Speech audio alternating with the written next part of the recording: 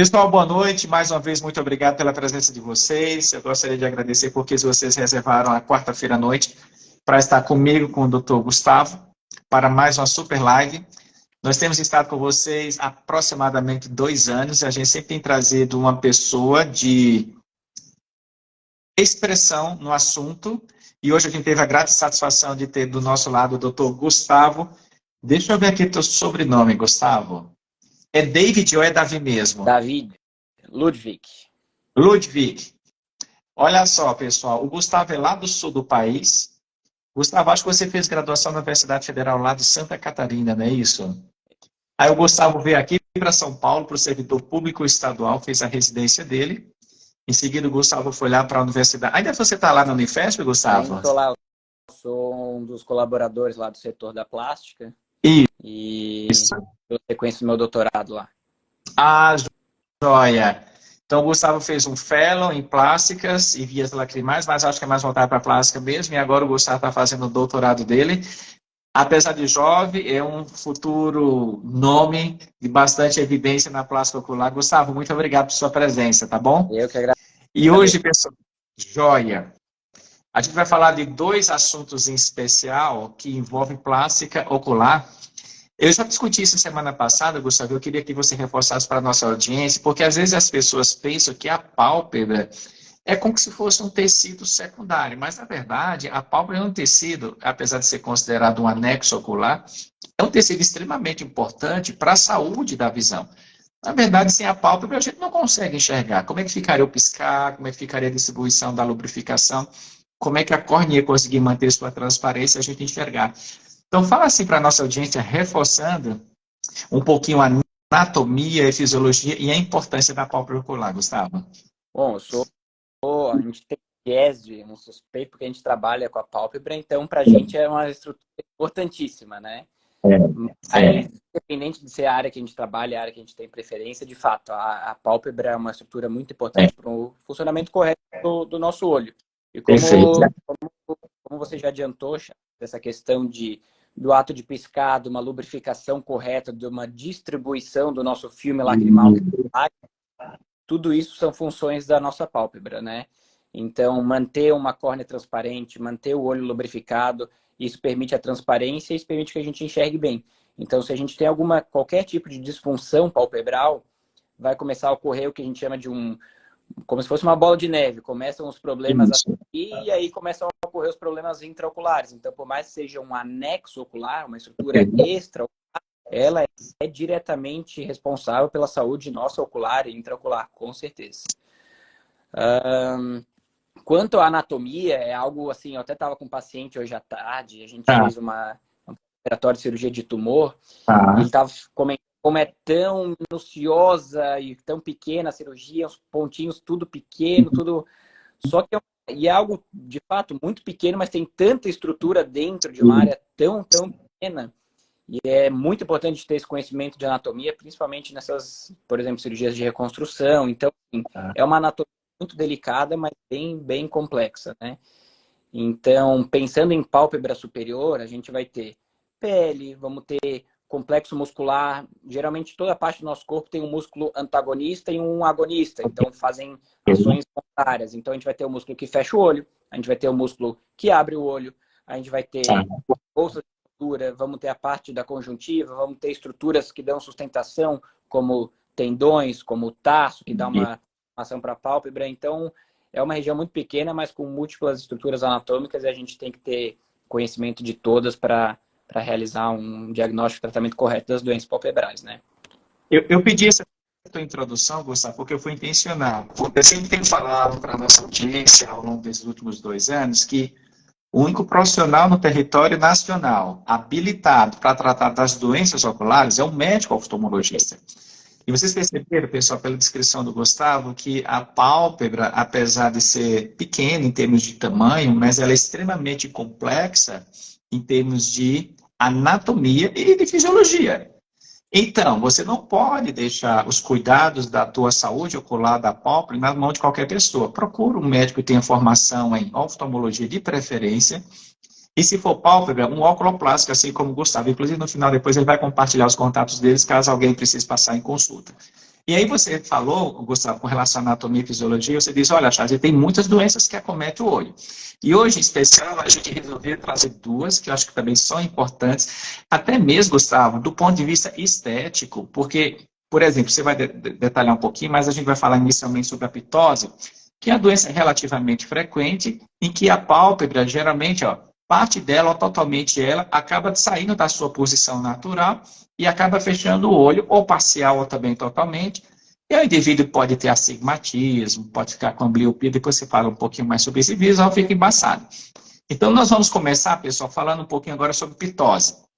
Gustavo, fala pra gente, pra nossa audiência, o que é pitose. Mas que nome estranho, né? Ótimo.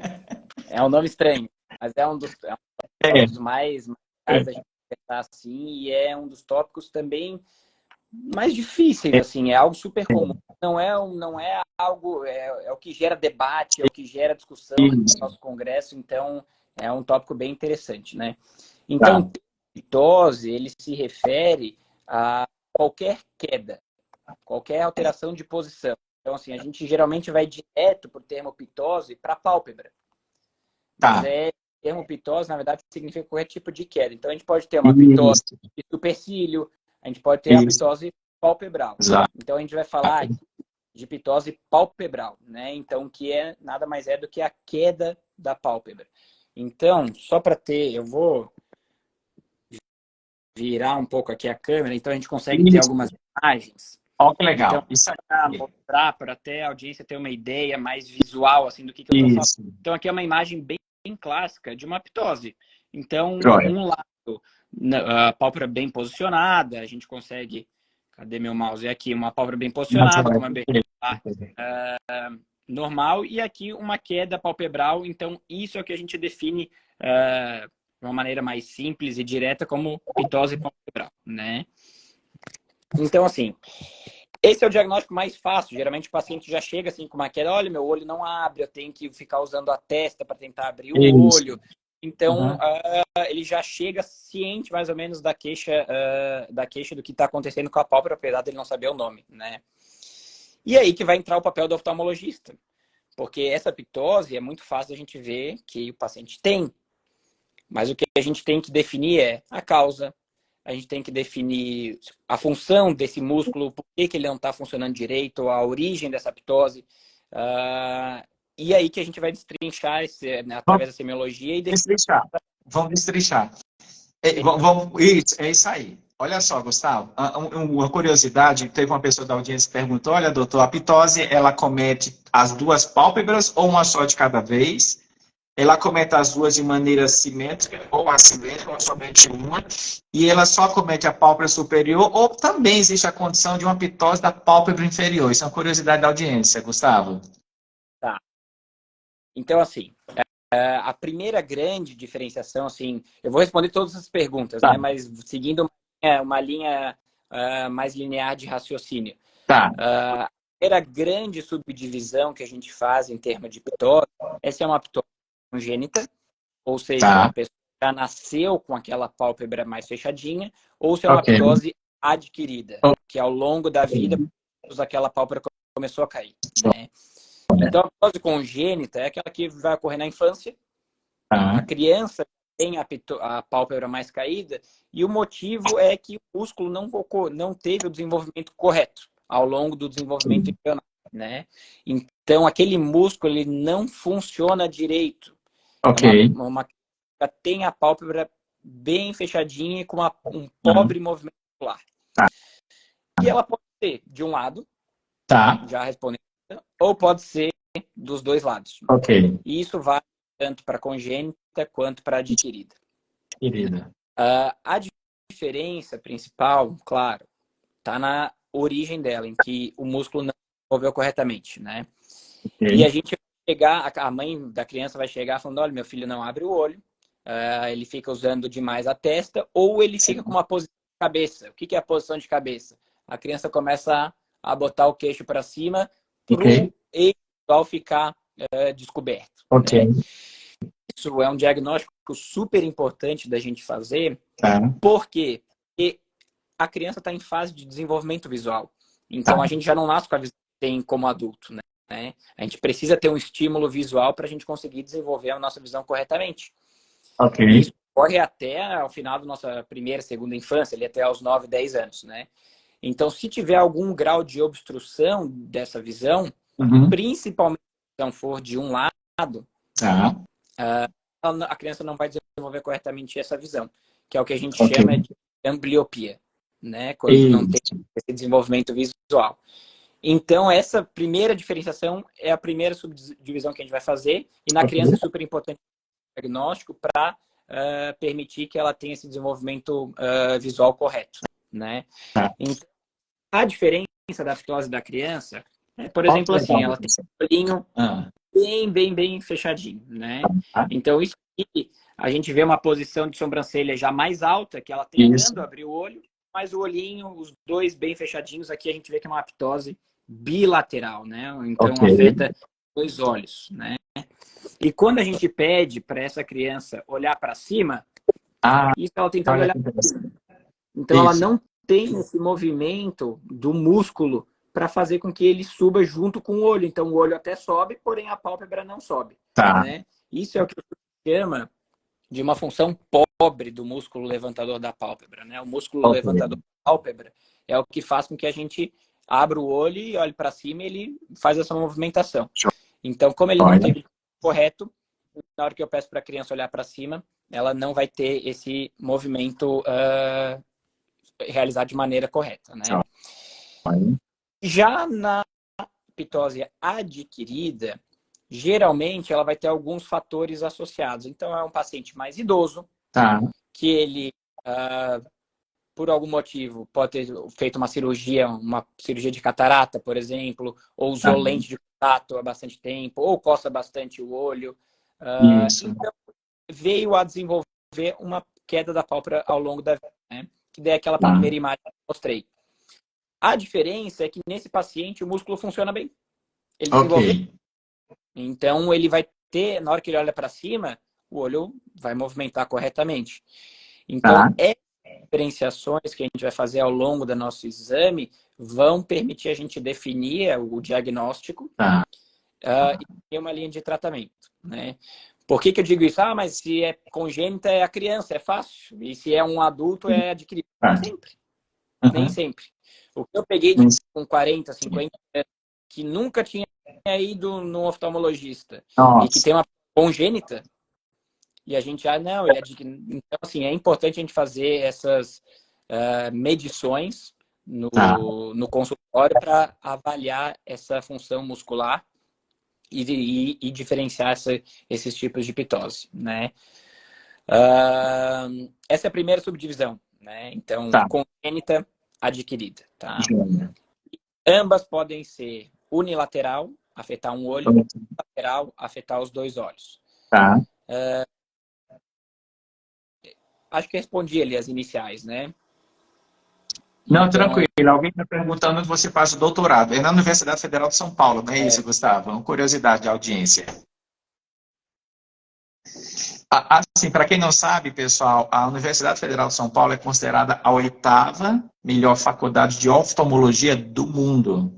Para vocês entenderem a importância dessa instituição na pesquisa, no ensino e na extensão em oftalmologia. E o Gustavo faz parte, então, desse time também. Gustavo, muito bom. Olha só, Gustavo, você chamou a atenção, você me deu um dado importante. Você disse, olha, Charles, já aconteceu situações de pacientes de 40, 50 anos de idade que nunca tinham passado em consulta oftalmológica e não tinha muita noção do que estava acontecendo com o olho. E a gente tem falado, Gustavo, falando também desses últimos 2 anos, a importância de todo mundo, mesmo nada sentindo, passar pelo menos uma vez por ano no médico oftalmologista, porque existe também doenças silenciosas, como a gente já falou em maio verde, conscientização, prevenção e combate contra o glaucoma, que é uma doença silenciosa, traiçoeira, que o indivíduo só percebe que é portador da doença quando a doença está no estágio avançado e aquilo que ele perdeu de visão a gente não consegue recuperar. Daí, pessoal, a importância de vocês passarem sempre em consulta oftalmológica, com médico oftalmologista. Então, pessoal, o Gustavo dividiu a ptose em 2 grandes grupos, a congênita e a adquirida. Gustavo, vamos falar um pouquinho assim sobre sinais e sintomas. Apesar do... Você já falou, na verdade, quando o paciente chega, é meio que evidente, né, que ele é portador de uma doença. Mas Precisa fazer algum exame complementar, além de a gente perceber que o paciente nitidamente está com a pálpebra mais caída em relação à outra, ou as mesmas duas, é isso. Você, na tua rotina, além de simplesmente fazer aquela visualização direta, que a gente chama de ectoscopia, pessoal. Então, você faz a visualização direta, por exemplo, a face do paciente. É necessário fazer algum outro exame complementar? E o paciente geralmente se queixa de alguma coisa, além de dizer simplesmente, olha, doutor, minha pálpebra está caída, sempre foi assim, ou piorou faz um pouco tempo. Além de pálpebra caída, olho coça, queima, arde, dói, lacrimeja, ou fica vermelho. E se tem algum outro exame complementar que você utiliza para te dar diagnóstico de certeza com relação à pitose? Uhum. Tá. Então, assim, a gente não pode menosprezar a ectoscopia, a nossa avaliação ali de consultório, né? Muitas vezes é isso que dá 90% dos dados que a gente precisa, é mais, e a decisão diagnóstica, né? Então, só para esmiuçar um pouquinho mais a nossa avaliação dentro do consultório, o que eu avalio, né? Claro, a gente tira a história, fazemos toda a entrevista do paciente, perguntamos histórico, prévias, uso de lente, coceira crônica, etc, etc. Mas a nossa avaliação é importante eu avaliar. Eu vou ver primeiro uma posição da pálpebra, em olhar, posição primária do olhar, ou seja, o paciente olhando reto, e vou pedir para o paciente, isolando o músculo frontal, olhar para baixo, olhar para cima, para eu ver a excursão dessa pálpebra, ou seja, eu avaliar a força desse músculo. Eu vou avaliar reflexos de proteção dele, que quem é o público médico aqui vai ver que é o reflexo de Bell, que é um reflexo de proteção que a gente tem no olho. Avaliar também outros fatores, como outras medidas, como movimentação ocular extrínseca. Existem algumas doenças aí, a gente entra num território um pouquinho mais raro, mas algumas doenças que afetar a musculatura ocular extrínseca, além de causar ptose. Então, a gente tem algumas medidas que a gente tem que fazer no consultório e muitas vezes elas são suficientes. Então, com uma história bem tirada e um exame físico bem feito ali, um exame de movimentação das pálpebras, microscopia, fundo de olho, a gente consegue definir causa e tratamento. Claro, existem doenças raras e que a gente vai ter que fazer uma avaliação um pouquinho mais minuciosa. Então, às vezes, algum exame de imagem por uma causa secundária de pitose, uma pseudopitose, em que, na verdade, o paciente tem uma queda da pálpebra e sim o globo ocular inteiro, que é um pouquinho mais para dentro, causando um enoftalmo. Então, existem situações em que um oftalmologista treinado, um oculoplasta, ele vai saber e vai poder solicitar esse exame. Mas não diria que é uma rotina. Não diria assim, não, todo paciente com pitose a gente vai ter que pedir uma tomografia, a gente vai ter que pedir algum exame complementar, sendo que um exame clínico a gente já consegue definir bem isso, né?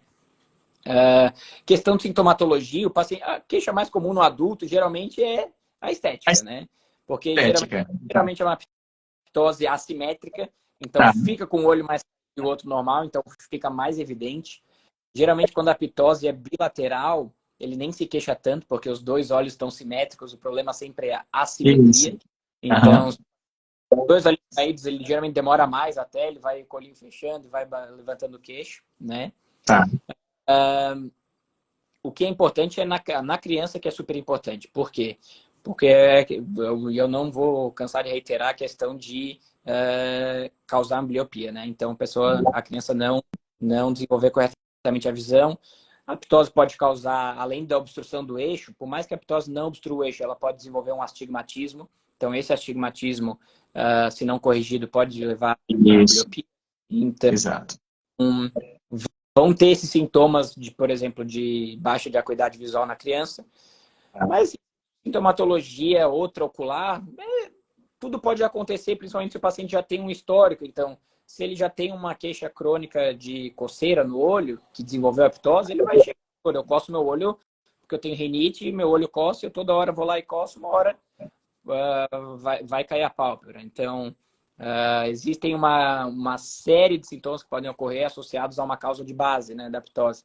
Mas a ptose por si só geralmente vai causar uma posição de cabeça ou uma queixa estética, né? Joia, perfeito, muito bom. Gustavo, vamos seguindo aqui para o fechamento da pitose, depois a gente vai entrar em tumores. Quando a gente fala nas doenças oculares, eu acho que a gente acaba focando muito a questão do diagnóstico e do tratamento. O diagnóstico, você já falou basicamente, eu acho que é sobretudo clínico, né? Raramente a gente precisa de algum exame complementar. E vamos pensar agora em tratamento, Gustavo. O tratamento é eminentemente cirúrgico ou existe alguma opção de tratamento clínico?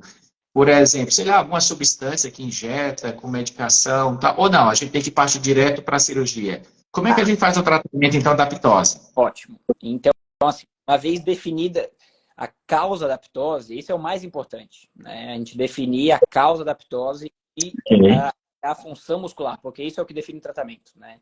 Tá. Então, o tratamento da ptose é, grande maioria das vezes, cirúrgico, né? Então, a gente vai ter que operar esse paciente. Atualmente, claro, existem medidas temporárias que a gente pode fazer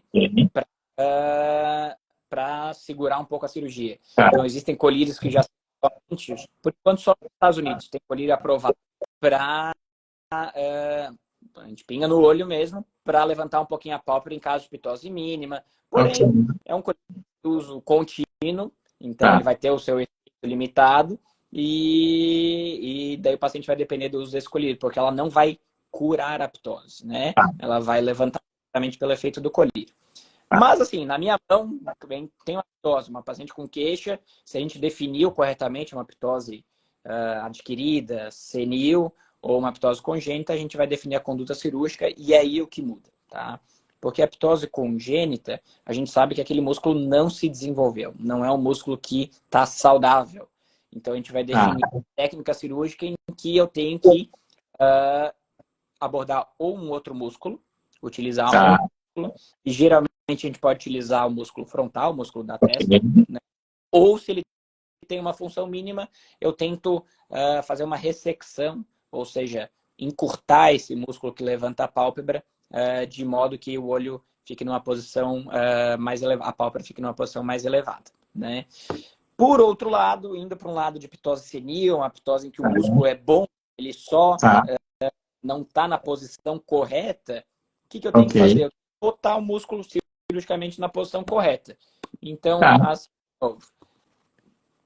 pegando uma imagem aqui, paciente com a ptose, desenhozinho mais esquemático aqui, onde eu faria a incisão. Isso aqui é uma abordagem que a gente chama de via anterior, ou seja, pela pele, em que eu inciso aqui o sulco palpebral, de orbicular e o septo, e vou chegar nesse músculo aqui, que é onde está o fio aqui nessa imagem, que é o músculo levantador. Esse músculo levantador, o que acontece? Ele geralmente na ptose senil, ele está mais para cima. Ele está o que a gente chama de inserido, né? E onde é que ele fica inserido? Ele fica inserido na placa tarsal, aqui nessa imagem aqui. Então, a cirurgia, a gente está simplificando muito aqui, né? Não vou entrar em cirurgia. Eu pegar o músculo e refixar ele na placa tarsal, tá? Que é a posição original do músculo. Uma vez ele reinserido, aí a pálpebra volta para a posição natural dela, né? Aí, os detalhes que eu gosto de chamar que é a arte, o artesanato, assim. Porque não existe um cálculo que a gente vai lá e de primeira reinsere o músculo e está na posição correta. Tem uma dinâmica ali. Então, uma vez passado o ponto, o que é importante o médico oculoplasta fazer? Ele senta o paciente no meio da cirurgia, avalia a altura, a gente compara com o outro lado. Então, é feito essa análise intraoperatória para a gente deixar o mais possível, né? Existe uma lei na oftalmologia que se chama lei de Ehring, né? Então, muito bem. Então, que a tendência é, se um olho cai, a gente tem uma tendência até a hiperestimular o outro lado, tentando fazer essa correção. Mesmo vale quando eu abaixo um olho, o outro levanta. Então, existe essa compensação, e quando eu opero o olho com ptose e levanto ele, pode ser que exista uma ptose mascarada no outro. Entendi. Se eu fizer essa avaliação intraoperatória, eu vou operar um lado, o paciente vai sair e vai dizer, olha, o doutor, o lado que você operou está ótimo, mas meu outro caiu. O que aconteceu? Não tinha, não era. Então, assim, é super importante. E esses são esses detalhes que fazem a diferença. E eu sempre assim, olha, pode ser que gente opere os dois olhos. Tá. Então, existe a possibilidade. Se eu levantar e o outro cair, eu vou lá e já faço a cirurgia no outro, né? De modo que os dois fiquem simétricos no operatório. Então, é uma cirurgia em que a gente tem que fazer esse ajuste, tem alguns detalhes, mas, de modo geral, quando a ptose entra nessas classificações aí de senil, ptose congênita, a gente vai acabar operando o paciente, sim, né? Joia, perfeito, Gustavo. Olha só, o tempo não para, o tempo corre. Entendi. A gente tem mais uns minutinhos, mas eu quero que a gente continue falando agora um pouquinho sobre... Gente, tem muita coisa importante sobre pitose. A gente acho que abordou as questões mais fundamentais do tema, e agora a gente vai falar um pouquinho sobre tumores, porque tumores também é um capítulo dentro da plástica ocular que eu acho que é importante. Primeiro, Gustavo, existe assim um receio por parte da nossa audiência em geral, né? Quando escuta a palavra tumor, nossa, dá um mal-estar no ouvido. Fala pra gente quando a gente pensa, deixa eu ver, e a blefaroplastia é semelhante à pitose? Só Tá. tenta responder, a blefaroplastia é semelhante à pitose, Gustavo? Ótima pergunta, ótima É. pergunta. Porque a gente mistura muitas vezes, né? Então, assim, são coisas distintas, né? Tá. A gente pode associar as duas, sim, mas são coisas distintas. Tá. A pitose, por definição, é uma alteração do músculo. Ok. O músculo tem algum problema, vários que a gente citou aqui, em que a pálpebra fecha. Ok. A blefaroplastia é uma cirurgia que vai consertar, vai corrigir o excesso de pele. De pé. Então, a grosso modo, só tirar a pele não faz com que a minha pálpebra suba. Porque eu não estou Ok. mexendo no componente que faz com que a minha pálpebra se movimente. Então, realizar a blefaroplastia não corrige pitose. Tá. Existem casos em que há tanta pele, que ela de fato causa um peso, e é o que a Tá. gente chama de uma pitose orgânica. Então, aquele Tá. peso está fazendo que o músculo consiga abrir o olho, aí a realização da blefaroplastia pode facilitar essa abertura ocular. Mas, de um modo geral, para eu abrir o meu olho, eu preciso mexer no músculo. A Tá. blefaroplastia, única e exclusivamente, vai tirar a pele. E a pele não altera a posição da pálpebra. Tá? Então, são duas Joia, perfeito. Excelente respondido, muito bom. Gustavo, vamos lá para tumores palpebrais. coisas. O que é um tumor palpebral? E aí você já conversa um pouquinho sobre o tumor benigno e os tumores malignos, tá bom? Pelo menos de uma forma geral, você vai citar o que é mais frequente na tua prática médica. Ótimo. O que tumor é uma coisa super comum, né? Porque aparece no consultório, é uma bolinha, é uma verruga, é um sinalzinho. Isso, Então, assim, a isso. nossa pálpebra é pele. É pele. É. A mesmo sinalzinho que pode surgir na nossa bochecha, na nossa testa, nas nossas costas, pode surgir Isso. na pálpebra, né? Então, inclusive, voltando ao paciente de hoje, ele falou, meu Deus, eu nunca imaginei, que eu atendi agora à tarde, ele nunca imaginei que poderia ter câncer na pálpebra. Então. E eu falei a mesma coisa, a gente é um câncer de pele. E a pálpebra é um local que tem pele, então tudo pode acontecer, né? Uhum. E assim, como comentou, tumor é uma palavra forte, né? Exato. Nem todo tumor é um tumor Isso. maligno. Exato. Existem os tumores que são os benignos, que vão se encaixar nas verrugas, nos cistos e etc. Isso. E na pálpebra vão ter uma infinidade. A gente poderia passar algumas boas horas aqui descrevendo cada tipo de bolinha e papiloma e verruga que pode surgir na pálpebra, né? Então, assim, a gente pensa sempre nos mais comuns. A gente vai Eu vou mostrar algumas imagens aqui, só para ilustrar um pouquinho. Mas, assim, vão ter uma infinidade e os pacientes vão chegar com as mais diversas queixas. Mas o que a gente tem que pensar, de modo geral, em tumores benignos? Eles vão ser tumores delimitados, vão ser tumores que a gente consegue tocar e mobilizar eles, não vão estar aderidos. Vão ser tumores que não vão alterar a anatomia ao redor deles, então não vão consumir cílios, não vão alterar o aspecto da pele. Então, assim, vão ser cistos, vão ser lesões bem delimitadas que a gente consegue definir bem elas, né? Então, por exemplo, um tipo de tumor bem comum é a bolinha. A bolinha que é preenchida por um líquido, né? Então, o nome que a gente dá para esse tipo de tumor é um hidrocistoma, né? Um cisto de mol. Então, é um um encistamento de uma secreção produzida por uma das múltiplas glândulas que vai ter na pálpebra, né? Então, esse tipo de cisto é um dos cistos mais comuns que a gente vai ter na pálpebra. A gente pode ter também, por exemplo, esse tipo. Esse é um cisto de inclusão epitelial, um cisto epidérmico. A gente geralmente fala que é um cisto sebáceo, erroneamente, porque, na verdade, não tem sebo ali dentro, né? Mas são cistos de inclusão epitelial. Então, podem surgir em outras regiões do rosto, mas a gente também pode ter eles na pálpebra. Outros tipos, deixa eu pegar aqui. Eu só estou mostrando alguma. Esse aqui é um que eu gosto de mostrar, por quê? Porque tem uma carinha feia.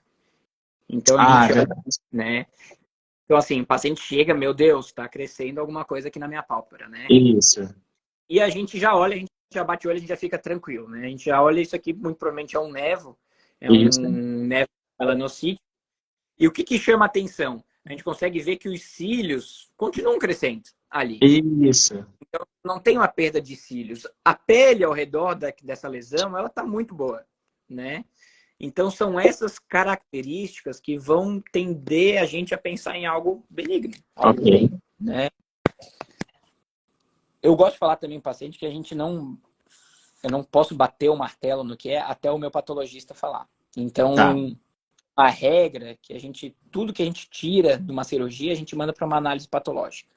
Isso. Então, isso todo mundo faz. Então, a gente tirou qualquer coisa do corpo de alguém, a gente vai mandar isso para uma análise. A gente olha as características benignas, tem tudo cara do bem, mas ali dentro daquele tumorzinho tinha um comecinho de algo do mal, né? Algo maligno. Então, sempre manda isso para análise e o nome e sobrenome a gente só dá depois que o patologista trazer o laudo, né? Mas a gente consegue programar a cirurgia com base nesses aspectos clínicos e pensar em lesões benignas. Uma outra lesão bem comum que eu gosto de mostrar também é essa aqui. Então, isso aqui muita gente já viu, né? Que é aquelas lesões amareladas que ocorrem geralmente nesse canto medial da pálpebra superior, o canto medial da pálpebra inferior, e são de acúmulo de colesterol, que é o que a gente chama de chantelasma, né? Então, pacientes que têm uma predisposição a ter um colesterol mais elevado, às vezes ele tem um histórico de colesterol elevado, então não é uma regra, mas é uma lesão bem comum, assim, e a gente acaba pela exérese. De um modo geral, esses tumores benignos, como é que a gente vai tratar? Exérese simples. Então, chama de shaving, pode ser uma retirada em cunha, aí vão ter N técnicas a depender do tamanho do tumor, mas a gente acaba optando sempre por uma abordagem cirúrgica desses tumores benignos, né? Joia. Vamos falar já um pouquinho dos malignos, Gustavo, e um pouquinho já do tratamento. Claro. Então, assim, agora o maligno é o que, bom, o nome já diz, né? Já não é um tumor tão legal. E tumores malignos, ele também não chega sabendo o que é o benigno e o que é o maligno. Exato. Ele vai chegar assim, olha, eu tenho uma bolinha, eu tenho alguma coisa crescendo na pálpebra, né? Então, e é isso que a gente vai trabalhar. O que vai ser geralmente são aquelas coisas que a gente já falou. A anatomia já vai estar um pouquinho alterada. Às vezes, eu digo às vezes porque o tempo de crescimento desses tumores também é lento, né? Então, assim, não é um tumor que de uma hora para outra vai estar num tamanho grande. Então, assim, às vezes é um negócio que vem de muito, muito tempo crescendo.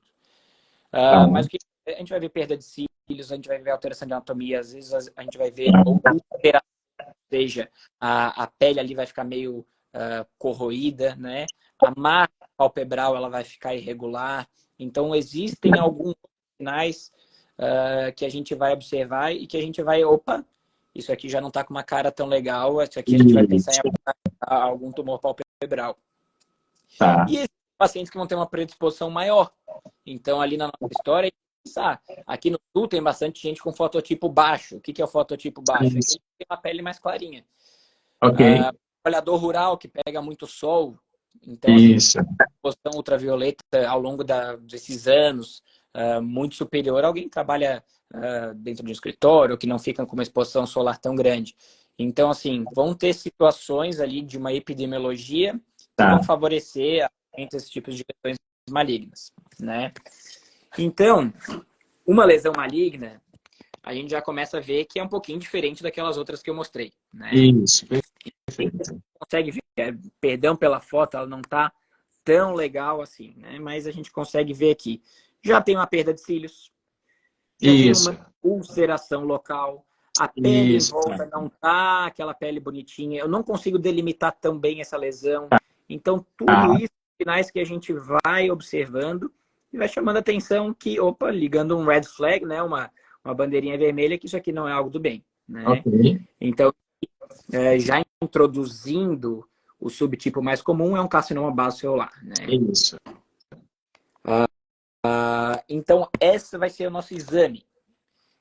Os subtipos de câncer, de tumor palpebral, e a gente vai pensar nos subtipos de pele, né? Então, assim, o carcinoma basocelular, que é o CBC, e o CBC, se for, chute algum tumor que é o do paciente, é o CBC. O CBC vai ser responsável por 90% dos tumores palpebrais. E ele é um tumor, por mais que seja maligno, ele é um tumor, vamos dizer assim, indolente. Ele vai ter pouca carga agressiva, ele não vai querer se espalhar ali para linfonodo, ele não vai querer fazer uma invasão para outras estruturas ali do globo ocular ou anexas. Então, ele é um tumor que trabalha um pouquinho a nosso favor. Ao contrário do SEC. O espino celular, o escamo celular, ele é o segundo tipo mais comum, mas ele é bem menos do que o CBC. Só que ele vai ter uma característica mais invasiva. Ok. Então, vai ter uma tendência a ir para o linfonodo, a fazer uma invasão local, então é importante a gente fazer um linfonodal. E aí entra uma pergunta que tu fez na questão da aptose, que são os exames complementares. Exames complementares, perfeito. Então, aí sim, nesses casos, eu acho que vale a pena, dependendo da nossa avaliação, do tipo de tumor, da gente fazer exames complementares para avaliar uma invasão. Eu vou mostrar uma imagem, talvez, não é nada intraoperatório, nada cirúrgico, mas é um tumor mais agressivo. Olha só, gente, então, que feio, né? Aí é um pouco mais feio, né? Então, esse tipo de Agora, tumor... sabe, interessante, porque essa lesão precisou de um delta T, precisou de um tempo para chegar onde é que está, né? O que foi que aconteceu? Que o paciente ele não percebeu que tinha alguma coisa de estranho no olho dele, na pálpebra, e ele esperou a doença estar nesse estadio para procurar assistência oftalmológica. Por isso, Gustavo, que a gente está fazendo as lives dizendo: procure seu médico oftalmologista, mesmo que sinais esteja sentindo, para passar em consulta pelo menos uma vez por ano. É estranho, Gustavo, ter que estar nesse estadio para você passar em consulta médica. Assim, e infelizmente, claro, a gente... Infelizmente, essa é a realidade, né? Exato, assim, tem uma realidade lá da nossa escola paulista que às vezes demora para chegar na assistência especializada, a gente tem que levar em conta, né? Mas infelizmente, sim, chegam casos assim, avançadíssimos e com certeza ele começou pequeno esse tumor. Pequeno. Iria fazer uma cirurgia muito menos agressiva se a gente tivesse, ele tivesse conseguido um acesso rápido a gente para conseguir a resolução, né? Então, infelizmente, mas assim, é mais comum do que eu gostaria, com certeza, Charles, porque acabam que, assim, casos dramáticos lá na Escola Paulista, que a gente tem que... Por isso, Gustavo, que você é muito bem-vindo aqui de quarta-feira à noite para compartilhar essa tua experiência e conhecimento, porque nossa intenção é levar informação de qualidade e conscientização. Eu sempre falo que a saúde da visão, como o corpo como um todo, começa com a prevenção. Eu não tenho que estar sentindo alguma coisa para passar em consulta. Quando eu estou sentindo alguma coisa, o meu corpo está sinalizando que algo está errado, mas eu posso me antecipar esse momento fazendo exames de rotina, passando em consulta. Gustavo, para a gente quase fechar, esses tumores mais agressivos, como é que a gente trata? Tem tratamento clínico e cirúrgico. E quando a gente fala em cirurgia, tem várias opções. Eu tomei nota aqui de algumas coisas, como por exemplo, laser a gente utiliza, crioterapia também, quimioterapia. Me faz aí um pupurri do tratamento dos cânceres de pálpebra. Então, assim, a primeira opção, e a gente sempre vai optar por ela, é a cirurgia. A incisão, tira toda a lesão com margem de segurança. Perfeito. Então, assim, temos essa possibilidade, o paciente tem uma condição clínica, ou a gente consegue delimitar o tumor de modo que a gente consiga retirar ele completamente, ótimo. Opção número cirurgia. O que eu gosto de ver? Eu acabo tendendo aí para o que é cirurgia micrográfica de Mohs. O que é o termo? A cirurgia micrográfica de Mohs, a gente está entrando agora em algo mais técnico, né? Mas é uma cirurgia que durante o processo cirúrgico, no intraoperatório, a gente faz uma avaliação assim, ao vivo da patologia, ou seja, das células, do tecido ali que a gente tira para avaliar se tem tumor. Então, a gente consegue, com a cirurgia micrográfica de Mohs, garantir que a gente tira 100% do tumor. Perfeito. Ao vivo. E, ao mesmo tempo, a gente tira 100% do tumor, tirando o mínimo de tecido saudável. Porque a gente vai examinar isso para a pálpebra, que é uma região com múltiplas estruturas, todas importantes, é super importante. Porque, querendo a gente tirar um tumor das costas de alguém que tem tecido pele brando. Agora, a pálpebra precisa manter uma função, eu preciso manter uma estrutura mais intacta possível. Então, a gente tirar o mínimo tecido saudável.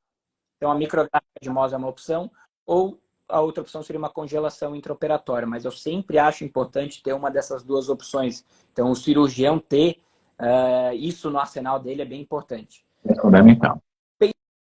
Pensando em, vamos lá, o paciente não tem condição clínica, né? Ele tem uma cirurgia muito grande. Existem casos em que a gente pode lançar mão de medicações. Então, a medicação para o CBC, por exemplo, que é o Imiquimod. Então, a gente tem medicação tópica em que a gente vai fazer algumas aplicações, aí vai depender do tamanho e a evolução, porque é uma medicação um pouco irritativa, né? Em que a gente pode reduzir o tumor em alguns casos, tá? Então, o paciente não tem condição clínica. E existe também para casos assim, inoperáveis, com metástase ou muitos carcinomas basocelulares, múltiplos CBCs, tem uma outra medicação que é o Vismodegib, que é uma medicação que foi lançada há alguns anos, é bem cara, mais acessível, mas também seria para casos inoperáveis. Conseguimos operar, mas assim, dá para operar, a gente consegue delimitar a lesão, cirurgia vai ser sempre o tratamento, tá?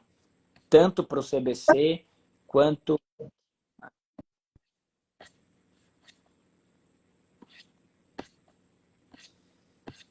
Que mais? Laser. Você aplica laser para tratar doença maligna de pálpebra, ou Gustavo? Porque quando a gente fala em laser, geralmente sugere algo menos invasivo, mais controlável, menos traumático, ou não é o caso? Não vejo a idade do laser nesse tipo de tumor, tá? Perfeito. Acho que alguns tumores conjuntivais, outras áreas, assim, a gente pode lançar mão de outros tipos de crioterapia para isolar, mas, assim, algumas coisas menos invasivas, mas palpebral, assim, tendo a opção, cirurgia vai resolver bem. Um profissional que sabe reconstruir bem, vai reconstruir muito bem. Cicatrização da pálpebra é excelente. Então, assim, não vejo por que não tirar esse e resolver a vida. Eu acho que as questões mais importantes envolvendo o tratamento dos tumores, eu acho que a gente abordou, viu, Gustavo? Como a gente está com o horário avançado, a gente precisa caminhar para o final. E olha só, Gustavo, se alguém por acaso precisar passar em consulta com o doutor Gustavo, como é que ele faz para te encontrar, Gustavo? Olha, doutor, eu percebi depois que eu assisti a live de você com o doutor Schwarz, eu fui olhar no espelho e percebi que eu tinha uma bolinha ou alguma coisa com uma coloração um pouco diferente. Eu quero passar em consulta com você. Onde é que a pessoa pode te encontrar, Gustavo? Tem a beleza do Instagram que ele atinge, acho que, pessoas do Brasil, né? Então, essa é a beleza da internet. Mas eu fiz toda a minha formação em São Paulo, mas eu sou de Florianópolis, estou baseado aqui em Florianópolis, estou falando de Florianópolis, então meu consultório é aqui. Então, caso tenha alguém de Florianópolis ou da região assistindo, eu atendo aqui na Clínica Vista, pode entrar em contato aqui pelo meu Instagram. minha E qual é o secretária. teu Instagram, por favor? Fala para a turma o teu Instagram, Gustavo. Você lembra? É esse mesmo, Gustavo.ludwig. Pode me acompanhar ali, mandar mensagem, isso aí fica super à vontade. Eu faço meus atendimentos lá na Escola Paulista, junto com a nossa equipe, com a doutora Midori, com a doutora Anistela. Então, a gente também tem nosso ambulatório SUS lá, em que acaba vendo esses casos aí talvez mais complexos, mas também é um serviço de ponta, de qualidade, muito orgulho de fazer parte, né? É isso mesmo. Gustavo, quando o assunto é interessante, o tempo passa que a gente nem percebe. Olha só, a média de live em torno de 30 minutos, já se foram 45 minutos, mas não tem problema, não, fica tranquilo. E olha só, excelente, viu, Gustavo? E você, querida audiência, que ouviu esse conteúdo de qualidade, eu queria que você não ficasse aí. Compartilha esse conteúdo com um amigo, com um vizinho, com um parente, com um colega de trabalho. Visita as minhas redes sociais, as redes do Dr. Gustavo. Nós estamos aqui para servir vocês e fazer com que vocês fiquem conscientes da importância de passar sempre em consulta médica geral e com médico também oftalmologista pelo menos uma vez por ano para fazer prevenção. A saúde da visão começa com a prevenção. Gustavo, eu gostaria mais uma vez de agradecer pelo teu carinho, pela tua atenção, pela tua disponibilidade. Muitíssimo obrigado, porque eu já queria te convidar para o próximo ano, tá, Gustavo? 2024.